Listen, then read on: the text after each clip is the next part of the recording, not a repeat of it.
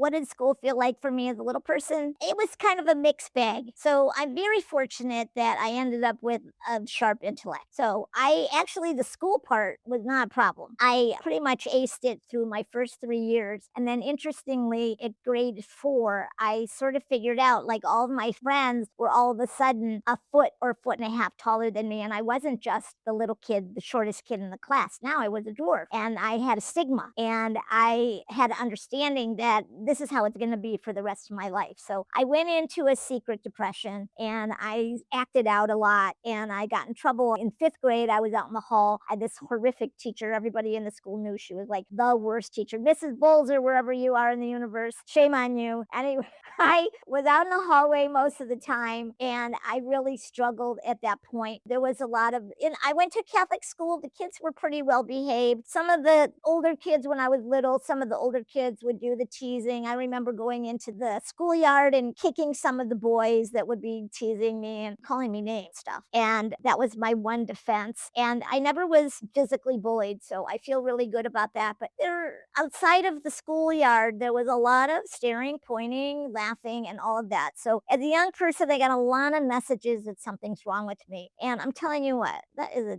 tough road to go.